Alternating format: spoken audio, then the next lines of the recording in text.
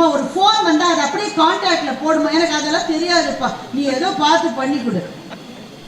அப்போ அந்த பையன் ஃப்ரெண்டோட சொன்ன, எங்க அம்மாவுக்கு எதுவும் தெரியாது மச்சான், எங்க அப்பா ஃபோன் வாங்கி கொடுத்தார, அது எஸ்எம்எஸ் வந்து டிங்கு டிங்கு, எங்க அம்மா எடுத்து அலோ யார் பேசுதுன்னு கேட்கணும். இது கேட்கும் போது நமக்கே பக்குன்னு இருக்கு. ஏன்னா நம்ம வீட்டிலே ஒரு வேளை இப்படி நடந்திருக்கலாம். அதுக்கு அந்த அம்மாவுக்கு கல்வி தகுதியில் அதெல்லாம் கிடையாது. அதுவே ஒரு என்ஜினியராக இருக்கும், அதுவே அலுவலகத்தில் வேலை செய்கிறவங்கள தான் இருப்பாங்க, டாக்டராக இருப்பாங்க, புத்திசாலியாக இருப்பாங்க. ஆனால் சாதனங்களோடு பழகுவதில் இளைஞர்களுக்கு நாம் நிகராக போட்டி போடவே முடியாது. நம்ம 2 நிமிஷம் மேலே கீழே பார்க்கறதுக்குள்ள அவன் வந்து அத்தனை சாங்கையும் டவுன்லோட் பண்ணிடுறாங்கல்ல. மொத்த லவ் டுடே படத்தை போன்லயே பார்த்து முடிச்சுட்டான். படமே போனை பத்தி தான், மொத்த படத்தையும் அதே பார்த்து முடிச்சிடுறான். நாம தட்டு தடுமாறி ஓடிடிக்கு போய் அதுல அக்கௌண்ட் ஓபன் பண்ணி அதுக்கு பார்த்து முடிச்சாச்சுன்றோம். அப்போ நம்முடைய இளைஞர்களை பார்க்கிற போது நமக்கு மகிழ்ச்சியாக இருக்கிறது. தம்மின் தம் மக்கள் அறிவுடைமை மாநிலத்து மண்ணுயிர்க்கெல்லாம் இனிது என்று வள்ளுவர் பேராசர் சொல்லுது. நம்முடைய பிள்ளைகள் புத்திசாலிகளாக இருப்பதை பார்த்து நமக்கு மகிழ்ச்சியாக தானே இருக்கிறது. அப்ப ஏன் இந்த அம்மா மேடையில் பேசும்போது எனக்கு ஒரு லேசா ஒரு கவலையா இருக்கு. நான் சொன்ன ஆரம்பத்தில் நீங்க யோசிக்கலாம், நம்ம விட புத்திசாலிகள், நம்ம விட பொழைக்க தெரிஞ்சவங்க, அதை நம்ம ஒத்துக்கதான் வேணும். நாம ஒரு பிழைக்க தெரியாத தலைமுறையினுடைய கடைசி எச்சம் தான். ஏன்னா மாமியார்ட்டையும் நாம தான் அடி வாங்கினோம், மருமகட்டையும் நாம தான் அடி வாங்கினோம். யார் அடிச்சாங்கன்னு தெரியாம திருத்தமே அடி வாங்குறோம். ஒரு படத்துல வடிவேல நிக்க வச்சு அவன் போட்டிட்டு போவான்ல, சில சமயம் அது நாம தானோ நமக்கே பக்குன்னு இருக்கும். யார் அடிச்சாங்கன்னு தெரியல கீழே விழுந்திருக்கோம். அவங்க அது அப்படிலாம் செய்ய கிடையாது, நல்ல தெளிவா இருக்காங்க. நான் இவ்வளவுதான் செய்வேன், டோன்ட் டிஸ்டர்ப் மீன்றான். அவன் அம்மா அப்பா சொல்றேன், இவரெல்லாம் எப்படி பண்ணி கல்யாணம் பண்ணணும். அவரோட தான் அந்த அம்மா 27 வருஷமா வாழ்ந்துட்டு. அப்போ புத்திசாலிகளாக இருக்கிறார்கள், மறுப்பில்லை. வாழ்க்கையில் என்ன செய்ய வேண்டும் என்பதை பற்றி தெளிவு அவர்களுக்கு இருக்கிறது. தங்களினுடைய மகிழ்ச்சிக்காக அவங்க கொஞ்சம் மெனக்கட்டுறாங்க, செலவழிக்கிறாங்க, பாடுபடுறாங்க. நமக்கு அதெல்லாம் தெரியல, ஏன்னா நாம இருந்த தலைமுறை வேற மாதிரியா இருக்கு. ஆனா என்ன கவலையாக இருக்கிறதுன்னு நான் சொல்ல இன்னும் வரல அந்த பாயிண்ட்டுக்கு. நான் எது கவலையாக இருக்கிறது என்றால், நண்பர்களே, இப்ப என்னுடைய வயதுல இருக்கிறவங்க இல்லை என்னோட கொஞ்சம் பெரியவர்கள், ஒரு 40 வயதுக்கு மேல இருக்கிறவங்கன்னு வச்சுக்கோங்களேன், 35-40 வயதுக்கு மேல இருக்கிறவங்க எல்லாருமே வச்சுக்கோங்க. நம்முடைய பள்ளி வாழ்க்கையிலே சரியான அடி வாங்கின தலைமுறை நாங்கள். இங்க எவ்வளவு பேர் அடி வாங்கினீங்கன்னு எனக்கு தெரியாது.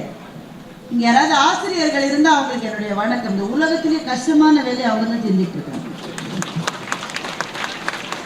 ரொம்ப கஷ்டம். ஒரே ஒரு பிள்ளைய வீட்டுல வைக்கவே முடியல. அவங்க கிளாஸ்ல எவ்வளவு பிள்ளைன்னா 50 பிள்ளைங்குது. எப்படிமா இப்படி? இப்ப பாத்தீங்களா, சமீபத்துல யூடியூப்ல வந்துட்டேன்.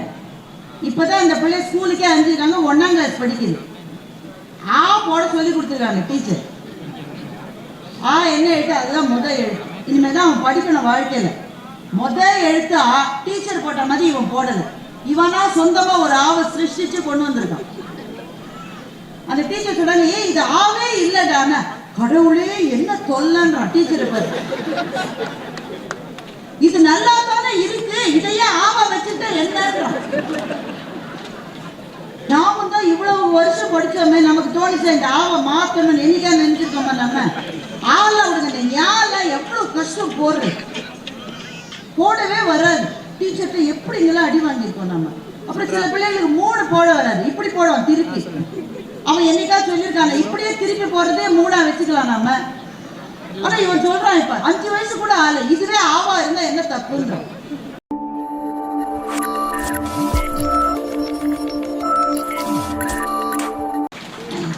கல்வியினுடைய நகரம் காஞ்சி. இப்போ வந்து பெஸ்ட் ஸ்கூல்ஸ், பெஸ்ட் காலேஜஸ் எடுத்த வேற வேற நகரங்கள் ஒருவேளை வரலாம். ஆனால் தமிழ் நிலத்தை பொறுத்த வரையிலே கல்வியினுடைய தலைநகரமாக காலகாலமாக காஞ்சிதான் இருந்து வந்திருக்கு.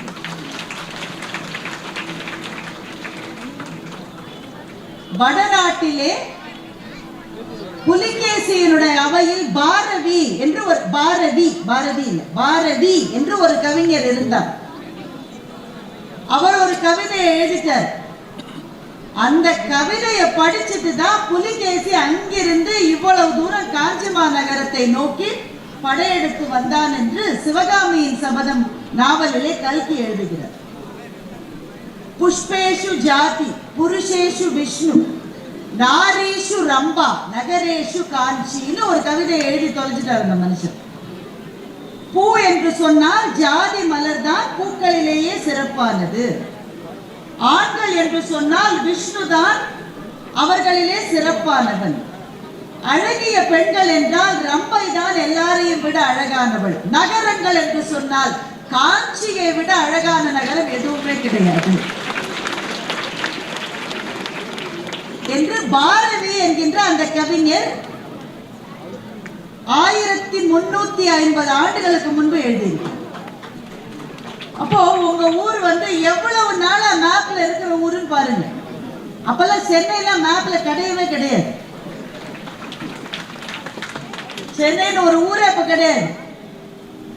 பல்லவர்களின் தலைநகரமாக கோலோச்சிய காஞ்சியை பற்றி அங்கே வடக்கே இருக்கிற ஒருத்தர், அதாவது கிட்டத்தட்ட மகாராஷ்டிராவுக்கும் கர்நாடகாவுக்கும் நடுவுல இருக்கிற பகுதி, அந்த பகுதியில இருக்கிற ஒரு கவிஞர் இந்த நகரத்தை பற்றி ஏன் இவ்வளவு சிறப்பாக கவிதை எழுத வேண்டும் என்றால், இது கலைகளின் தலைநகரம், கல்வியின் தலைநகரம். நல்லா எழுதிருக்கு. படிக்கணும்னா அந்த காலத்துல எங்கெங்க இருந்தோ கிளம்பி காஞ்சிபுரத்துக்கு தான் வந்திருக்காங்க. இந்த ஊருக்கு வந்தாதான் கல்வி கொடுப்பவர்கள் இருந்திருக்கிறார்கள். ஒரு மதம் சார்ந்த கல்வியா என்றால் இல்லை. எல்லா மதங்களை சார்ந்த கல்வி நிலையங்களும் இந்த ஊரிலே இருந்துதான் இயங்கி இருக்கிறது. பௌத்தர்கள், சமணர்கள், சைவம், வைணவம் எல்லா விதமான கல்வியையும் இந்த ஊர் கொடுத்திருக்கிறது என்றால், இந்த ஊரில் பரம்பரையாக வாழ்ந்து சிறந்திருக்கின்ற குடும்பங்களை சார்ந்த உங்களில் பலர் இந்த புத்தக திருவிழாவுக்கு இப்படி கூட்டமாக வந்திருப்பதிலே என்ன ஆச்சரியம் இருக்க முடியும்? நீங்க தான் முன்னோடி. உங்களை பார்த்துத்தான் தமிழ்நாட்டினுடைய பிற நகரங்களில் இருந்தும் இப்படிப்பட்ட பெரும் கூட்டங்கள் வர வேண்டும். எனவே உங்கள் அத்தனை பேருக்கும் என்னுடைய பணிவன்பு கலந்த நன்றிகள், வணக்கங்கள். என்ன ஒரு பிரச்சனை, இந்த மாதிரி பேச்சாளர்களை, அதுவும் பட்டிமன்ற பேச்சாளர்களை கூப்பிட்டா கொஞ்சம் கை தட்டிட்டே இருந்தா தான் எங்களுக்கு ஓடும், இல்லாட்டா ஓடாது.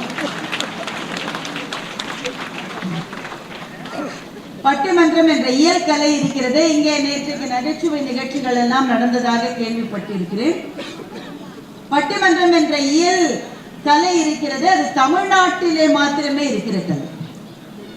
வேற எந்த மொழியிலும் இந்த கலை இல்லை. சில மொழிகள்ல நடத்தி பார்த்தாங்க. அண்மையில் மறைந்த தமிழ் பெருமகனார் டாக்டர் ஔவை நடராஜன் அவர்கள் ஆங்கிலத்திலேயே ஒரு பட்டிமன்றம் நடத்தினார். அதெல்லாம் பார்த்து கை தட்டினாங்க. ஆனா அடுத்து ஒரு பட்டிமன்றம் யாருமே வைக்கல. கேரளாவிலே மலையாளத்திலே இதை முயற்சி செய்து பார்த்தார்கள், இந்தியிலே முயற்சி செய்து பார்த்தார்கள். ஆனா எந்த மொழியிலும் இப்படிப்பட்ட ஒரு கலை வடிவத்தை தொடர்ந்து நடத்த முடியவில்லை. அது தமிழ் மண்ணுக்கே உரிய ஒரு கலையாக பட்டிமன்றம் நிகழ்ச்சிகள். என்ன காரணம் என்றால், எனக்கு தெரிஞ்சதை நான் சொல்றேன், நிறைய காரணம் இருக்கலாம். இன்னொரு கட்சியில இருக்கிறவரை முழுமையாக பேச விடுகிற ஒரே கலை வடிவம் பட்டிமன்றம் மாத்திரம்.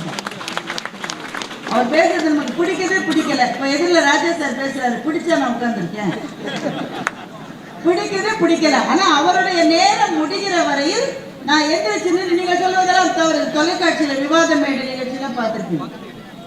ஒருத்தர் யாரும் பேச விட மாட்டார். ஒருத்தர் எந்திரிக்கிறதுக்கு முன்னாடியே இவர் சொல்றாரு, நீங்கள் சொல்லுவதெல்லாம் நான் மறுக்கிறேன். சொல்லவே இல்லை, உங்க சொல்லுவதை முழுமையாக மறுக்கிறேன். அப்புறம் ஒருத்தர் ஒரு கருத்தை சொல்லவே வேண்டாம். அவர் எந்த கட்சியை சார்ந்தவர்னு இவங்களுக்கு தெரிஞ்சாலே அவர் என்ன சொல்ல வருகிறார்னு இவங்க ஊகம் செய்ய முடியும். அதனால இவர் மறுப்பார். இப்படிப்பட்ட விபத்துகள் இல்லாமல் இன்னொருவரை முழுமையாக பேச விட்டு அதற்கு மறுப்பு சொல்லுகிற ஒரே விவாத அரங்கமாக இருப்பது பட்டிமன்றம் தான். அது தமிழ் மண்ணுக்கு மாத்திரமே உரிய ஒரு கலை வடிவம்.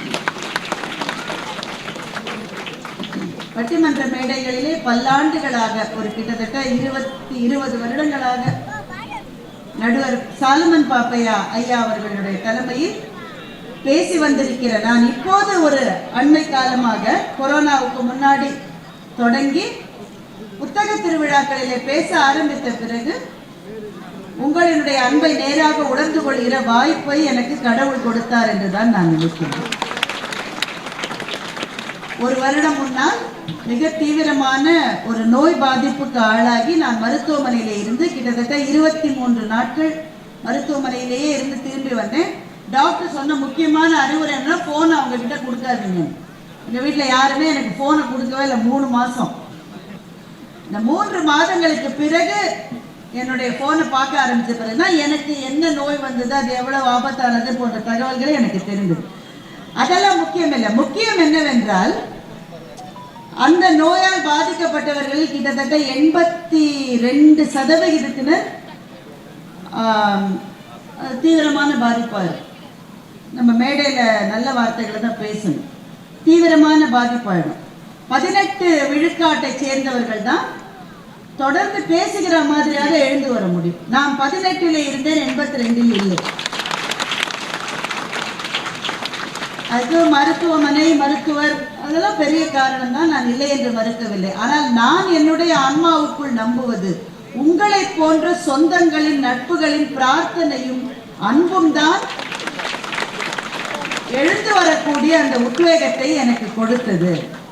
கடவுள் சொல்றாரு, இன்னும் வேலை இருக்குமா, இரு அவசரப்படாத, டிக்கெட் அப்புறமா தரேன், வேலை இருக்கு என்று சொல்லுகிற போது கடவுளின் பணிக்காகத்தான் நமக்கான ஒவ்வொரு நாளும் தரப்படுகிறது என்ற புத்தாக்க சிந்தனையை எனக்குள் கொடுத்தது அந்த சம்பவம் தான். அதை பற்றி நீளமாக பேச நான் வரவில்லை, நிறைய பேசியாச்சு அதை பற்றி. ஆனால் அந்த நேரத்தில் நான் சந்தித்த சில விஷயங்கள், தெரிந்து கொண்ட சில விஷயங்களை இன்றைய தலைப்புக்குள் பொருத்தி சொல்லுவதற்காகத்தான் நான் வந்திருக்கிறேன். ஊக்கமது கைவிடேன் என்ற தலைப்பை எனக்கு கொடுத்திருக்கிறார். உங்க எல்லாருக்கும் தெரியும், திருக்குறளிலே இருக்கிற ஒரு அதிகாரம் அது, ஊக்கமது கைவிடு. என்னை சுற்றி நான் பார்க்கிற போது இன்னைக்கு நான் ஒரு நடுத்தர வயதை தாண்டி இருக்கிற ஒரு வாழ்க்கை கட்டத்தில் ஒரு விஷயம் தான் எனக்கு பயமா இருக்கு. நிறைய விஷயம் ரொம்ப மகிழ்ச்சியா இருக்கு. நம்முடைய குழந்தைகளை பார்க்கிற போது எங்களை விட நல்ல தெளிவா இருக்கும். வெற்றி செல்வி இருக்காங்களே, நான் அவங்கெல்லாம் ஒரே நேரத்தில் கல்லூரி பேச்சு மேடைகளில் பேச்சு போட்டியில் கலந்து கொண்டவர். அதுல பல மேடைகள்ல வெற்றி செல்வி தான் வெற்றி பெற்றிருக்காங்க. ஏன்னா அவங்களுடைய குரல்ல ஒரு இனிமை இருக்கும். நாங்கெல்லாம் காட்டு கத்துவோம். உங்க வெற்றி செல்வியினுடைய குரலிலேயே ஒரு இனிமை இருக்கும். அந்த இனிமையான குரலில் அவருடைய கருத்துக்களை ரொம்ப பணிவாக வைக்கக்கூடிய ஒரு ஆற்றல் அவருக்கு எப்போதுமே உண்டு. அந்த மேடைகளில், பல மேடைகளில் அவர் முதல் பரிசு வாங்கி, நான் 2வது பரிசெல்லாம் கூட பல முறை வாங்கி இருக்கிறேன். வெற்றி செல்விக்கு தெரியும், அந்த காலகட்டத்தில் நாங்கள் இருந்ததை விட இன்றைக்கு நாங்கள் பார்க்கிற இளைஞர்கள் நல்ல புத்திசாலியா இருக்காங்க, நல்ல தெளிவா இருக்கு. உண்டா இல்லையா சொல்லுங்க? சும்மா இருக்கீங்கன்னா எனக்கு பயமா இருக்கு. சில பேர் ஒத்துக்கல, கை தட்ட மாட்டேங்கிறாங்க. அறிவாற்றலில் வல்லவர்கள். இப்போ உங்களுக்கே உங்க போன்ல ஒரு சந்தேகம்னா யாரை கூப்பிடுவீங்க? செல்போன் கம்பெனிக்காரங்களை கூப்பிடுவீங்க. பக்கத்திலே இருக்க ஒரு வாண்டு. இப்போ நான் ஒரு ஆங்கில பத்திரிகையில் ஒரு கார்ட்டூன் பார்க்குறேன். ஆங்கில பத்திரிகை, நம்ம ஊர் பத்திரிகை, ஆங்கில பத்திரிகையில் ஒரு கார்ட்டூன். எல்கேஜி கிளாஸ் நடக்குது. அவங்க அதை கிண்டர் கார்டன் சொல்றாங்க. கிண்டர் கார்டன் கிளாஸ்ல எல்லாத்தினோட எல்லாம் ஒன்று பாட்டில் வச்சு பால் சாப்பிட்டு இருக்கு, ஒன்று ஆடு குதிரையில் ஆடிட்டு இருக்கு. அந்த ஹெட் மாஸ்டர் கேட்கிறாரு, ஹூ இஸ் கெவின்? இந்த கெவின்ற பையன் கேட்கிறார். இவ்வளவுதான் இருக்கும். Your date wants you on phone. அவங்க அப்பா ஃபோன்ல பையனை கூப்பிட்டுருக்காரு. இந்த பையன் திருன்னு முழிக்கிறான். எதுக்குன்னா அவரோட போன்ல ஒரு பிரச்சனை இருக்கு, சரி செய்யறதுக்காக உன்னை கூப்பிடுறாரு. இது நகைச்சுவே இல்லைன்னா நம்ம எல்லாரும் வீட்டிலும் இதுதான் நடக்கும். அதுவும் அம்மாக்களுக்கு போனை பல பேருக்கு போய், நாங்கெல்லாம் பெரிய செலிபிரிட்டிஸ்லாம் கிடையாது. உண்மையான செலிபிரிட்டிஸ் யாருன்னு நான் சொல்றேன் இந்த பேச்சுல. ஆனால் டிவியில வர்றதுனால எங்களுக்கு புகழ் வெளிச்சம் இருக்கிறது. பல பேர் எங்களோட புகைப்படம் எடுத்துக்கணும். மேடம் ஒரு செல்ஃபி மகன், அவங்களுக்கு செல்ஃபி எடுக்க தெரியாது. முகத்துக்கு பக்கத்தில் வச்சா நமக்கே பக்குன்னு இருக்கும். நம்ம பார்த்து செல்ஃபி எடுக்கிறதுக்கு ஒரு விதம் இருக்கு. அது ஒரு ஆங்கிள் வச்சாதான் நம்ம லேசா சுமாரா நல்லா இருக்கும். முகத்துக்கு நேர வச்சா பயங்கரமா இருக்கும். ஆனா அவங்களுக்கு தெரியாது. உடனே என்ன செய்வாங்க நீங்க நினைக்கிறீங்க? உடனே அவங்க பொண்ணோ மகனோ மகளோ பக்கத்துல இல்ல பேரனோ பேத்தியோ இருந்தா, ஏய் ஒன்னு எடுத்து கொடு, அழகா எடுத்து கொடு. நாம அவ்வளவு அழகா இது மட்டும் இருந்திருக்கவே மாட்டோம். அதுக்கு தெரியும் எங்க வச்சா அப்பா முகம் ஓரளவு சுமாரா வரும். அம்மாக்களுக்கு வீட்டுல புதுசா செல்போன் வாங்கி கொடுத்தா அவங்களுக்கு எப்படி பயன்படுத்துறதுன்றத பத்தி நிறைய பிரச்சனைகள் இருக்கும். அந்த பையன் தான் சரி பண்ணி கொடுப்பான். அம்மா ஒரு ஃபோன் வந்தா அது அப்படியே கான்டாக்ட்ல போடுமா, எனக்கு அதெல்லாம் தெரியாதுப்பா, நீ ஏதோ பார்த்து பண்ணி கொடு. அப்போ அந்த பையன் ஃப்ரெண்டோட சொன்ன, எங்க அப்பாவுக்கு எதுவும் தெரியாது மச்சான், எங்க அப்பா ஃபோன் வாங்கி கொடுத்தாரா, அது எஸ்எம்எஸ் வந்து டிங்கு டிங்கு, எங்க அம்மா எடுத்து அலோ யார் பேசுதுன்னு கேட்கணும்.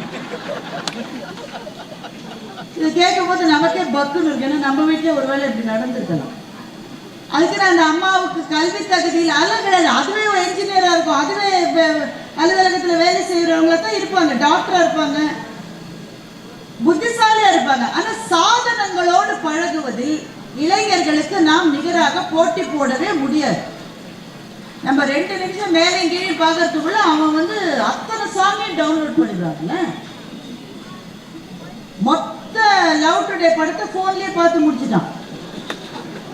படமே போனை பத்தி தான். மொத்த படத்தையும் அதே பார்த்து முடிச்சிடுறான்.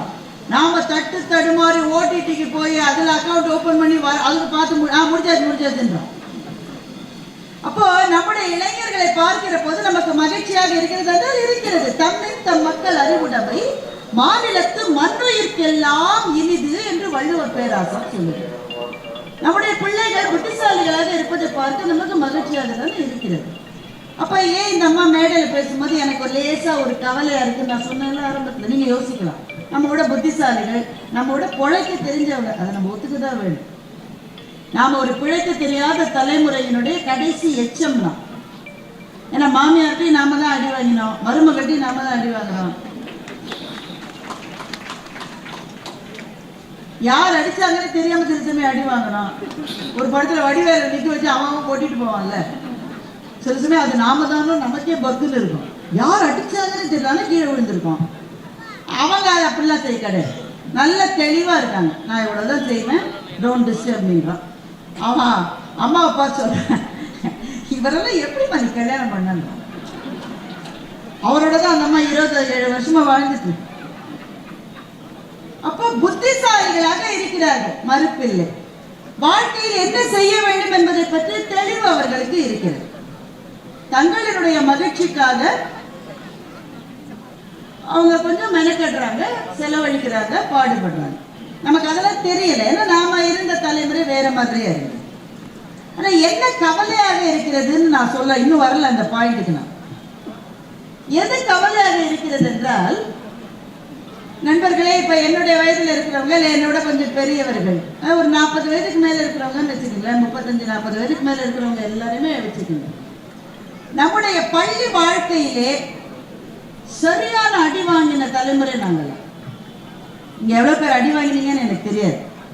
இங்க யாராவது ஆசிரியர்கள் இருந்தா அவங்களுக்கு என்னுடைய வணக்கம். இந்த உலகத்திலேயே கஷ்டமான வேலையை அவங்க தான் செஞ்சுட்டு இருக்காங்க. ரொம்ப கஷ்டம். ஒரே ஒரு பிள்ளைய வீட்டுல வைக்கவே முடியல. அவங்க கிளாஸ்ல எவ்வளவு பிள்ளைன்னா 50 பிள்ளைங்குது. எப்படிமா இப்படி? இப்ப பாத்தீங்களா, சமீபத்துல யூடியூப்ல வந்தது. இப்பதான் அந்த பிள்ளை ஸ்கூலுக்கே அனுப்பிச்சிருக்காங்க, 1ஆம் கிளாஸ் படிக்குது. போட சொல்லி கொடுத்துருக்காங்க டீச்சர். என்ன எழுத்து? அதுதான் முதல் எழுத்து. இனிமேதான் அவன் படிக்கணும் வாழ்க்கையில. முதல் எழுத்து டீச்சர் போட்ட மாதிரி இவன் போடல. இவனா சொந்தமா ஒரு ஆவை சிருஷ்டிச்சு கொண்டு வந்திருக்கான். அந்த டீச்சர் சொல்றாங்க, இது ஆவே இல்லடான. கடவுளே என்ன தொல்லன்றான் டீச்சரை பார்த்து. இது நல்லா தானே இருக்கு, இதையே ஆவா வச்சுட்டு என்னன்றான். நாம தான் இவ்வளவு வருஷம் படிச்சோமே, நமக்கு தோணிச்சா இந்த ஆவை மாத்தணும் என்னைக்கா நினைச்சிருக்கோமா? நம்ம ஆள விடுங்க, ஞால எவ்வளவு கஷ்டம் போடவே வராது. டீச்சர்கிட்ட எப்படிங்கெல்லாம் அடி வாங்கியிருக்கோம் நம்ம. அப்புறம் சில பிள்ளைங்களுக்கு 3 போட வராது, இப்படி போடுவோம் திருப்பி. அவன் என்னைக்கா சொல்லியிருக்காங்க இப்படியே திருப்பி போறதே மூடா வச்சுக்கலாம் நாம. ஆனா இவன் சொல்றான் இப்ப 5 வயசு கூட ஆளு இதுவே ஆவா உலகத்து வள்ளியம் என்னும் செருக்கு முயுவ விளக்க உரை. ஊக்கம் இல்லாதவர் இவ்வுலகில் யாம் வன்மை உடையேம் என்று தம்மைத்தான் எண்ணி மகிழும் மகிழ்ச்சியை அடையமாடனார். சாலமன் பாப்பையா விளக்க உரை. ஊக்கம் இல்லாதவர் பிறர்க்கு உதவும் வள்ளல் யாம் என்னும் மன உயர்வை பெறமாட்டார். கலைஞர் விளக்க உரை. அள்ளி வழங்கும் ஆர்வம் இல்லாத ஒருவர் தம்மை வள்ளல் எனப் பெருமைப்பட்டுக் கொள்ள வழியே இல்லை. உள்ளம் இல்லாதவர் எய்தார் உலகத்து வள்ளியம் என்னும் செருக்கு முயுவ விளக்க உரை. ஊக்கம் இல்லாதவர் இவ்வுலகில் யாம் வன்மை உடையேம் என்று தம்மைத்தான் எண்ணி மகிழும் மகிழ்ச்சியை அடையமாடனார். சாலமன் பாப்பையா விளக்க உரை. ஊக்கம் இல்லாதவர் பிறர்க்கு உதவும் வள்ளல் யாம் என்னும் மன உயர்வை பெறமாட்டார். கலைஞர் விளக்க உரை. அள்ளி வழங்கும் ஆர்வம் இல்லாத ஒருவர் தம்மை வள்ளல் எனப் பெருமைப்பட்டுக் கொள்ள வழியே இல்லை. உள்ளம் இல்லாதவர் எய்தார் உலகத்து வள்ளியம் என்னும் செருக்கு முயுவ விளக்க உரை. ஊக்கம் இல்லாதவர் இவ்வுலகில் யாம் வன்மை உடையேம் என்று தம்மைத்தான் எண்ணி மகிழும் மகிழ்ச்சியை அடையமாடனார். சாலமன் பாப்பையா விளக்க உரை. ஊக்கம் இல்லாதவர் பிறர்க்கு உதவும் வள்ளல் யாம் என்னும் மன உயர்வை பெறமாட்டார். கலைஞர் விளக்க உரை.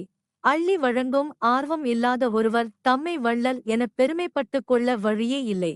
உள்ளம் இல்லாதவர் எய்தார் உலகத்து வள்ளியம் என்னும் செருக்கு முயுவ விளக்க உரை. ஊக்கம் இல்லாதவர் இவ்வுலகில் யாம் வன்மை உடையேம் என்று தம்மைத்தான் எண்ணி மகிழும் மகிழ்ச்சியை அடையமாடனார். சாலமன் பாப்பையா விளக்க உரை. ஊக்கம் இல்லாதவர் பிறர்க்கு உதவும் வள்ளல் யாம் என்னும் மன உயர்வை பெறமாட்டார். கலைஞர் விளக்க உரை. அள்ளி வழங்கும் ஆர்வம் இல்லாத ஒருவர் தம்மை வள்ளல் எனப் பெருமைப்பட்டுக் கொள்ள வழியே இல்லை. உள்ளம் இல்லாதவர் எய்தார் உலகத்து வள்ளியம் என்னும் செருக்கு முயுவ விளக்க உரை. ஊக்கம் இல்லாதவர் இவ்வுலகில் யாம் வன்மை உடையேம் என்று தம்மைத்தான் எண்ணி மகிழும் மகிழ்ச்சியை அடையமாடனார். சாலமன் பாப்பையா விளக்க உரை. ஊக்கம் இல்லாதவர் பிறர்க்கு உதவும் வள்ளல் யாம் என்னும் மன உயர்வை பெறமாட்டார். கலைஞர் விளக்க உரை.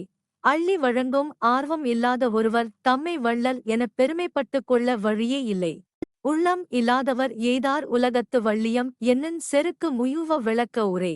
ஊக்கம் இல்லாதவர் இவ்வுலகில் யாம் வன்மை உடையேம் என்று தம்மைத்தான் எண்ணி மகிழும் மகிழ்ச்சியை அடையமாடனார். சாலமன் பாப்பையா விளக்க உரை. ஊக்கம் இல்லாதவர் பிறர்க்கு உதவும் வள்ளல் யாம் என்னும் மன உயர்வை பெறமாட்டார். கலைஞர் விளக்க உரை. அள்ளி வழங்கும் ஆர்வம் இல்லாத ஒருவர் தம்மை வள்ளல் எனப் பெருமைப்பட்டுக் கொள்ள வழியே இல்லை. உள்ளம் இல்லாதவர் எய்தார் உலகத்து வள்ளியம் என்னும் செருக்கு முயுவ விளக்க உரை. ஊக்கம் இல்லாதவர் இவ்வுலகில் யாம் வன்மை உடையேம் என்று தம்மைத்தான் எண்ணி மகிழும் மகிழ்ச்சியை அடையமாடனார். சாலமன் பாப்பையா விளக்க உரை. ஊக்கம் இல்லாதவர் பிறர்க்கு உதவும் வள்ளல் யாம் என்னும் மன உயர்வை பெறமாட்டார். கலைஞர் விளக்க உரை. அள்ளி வழங்கும் ஆர்வம் இல்லாத ஒருவர் தம்மை வள்ளல் எனப் பெருமைப்பட்டுக் கொள்ள வழியே இல்லை. உள்ளம் இல்லாதவர் எய்தார் உலகத்து வள்ளியம் என்னும் செருக்கு முயுவ விளக்க உரை. ஊக்கம் இல்லாதவர் இவ்வுலகில் யாம் வன்மை உடையேம் என்று தம்மைத்தான் எண்ணி மகிழும் மகிழ்ச்சியை அடையமாடனார். சாலமன் பாப்பையா விளக்க உரை. ஊக்கம் இல்லாதவர் பிறர்க்கு உதவும் வள்ளல் யாம் என்னும் மன உயர்வை பெறமாட்டார். கலைஞர் விளக்க உரை. அள்ளி வழங்கும் ஆர்வம் இல்லாத ஒருவர் தம்மை வள்ளல் எனப் பெருமைப்பட்டுக் கொள்ள வழியே இல்லை. உள்ளம் இல்லாதவர் எய்தார் உலகத்து வள்ளியம் என்னும் செருக்கு முயுவ விளக்க உரை. ஊக்கம் இல்லாதவர் இவ்வுலகில் யாம் வன்மை உடையேம் என்று தம்மைத்தான் எண்ணி மகிழும் மகிழ்ச்சியை அடையமாடனார். சாலமன் பாப்பையா விளக்க உரை. ஊக்கம் இல்லாதவர் பிறர்க்கு உதவும் வள்ளல் யாம் என்னும் மன உயர்வை பெறமாட்டார். கலைஞர் விளக்க உரை. அள்ளி வழங்கும் ஆர்வம் இல்லாத ஒருவர் தம்மை வள்ளல் எனப் பெருமைப்பட்டுக் கொள்ள வழியே இல்லை.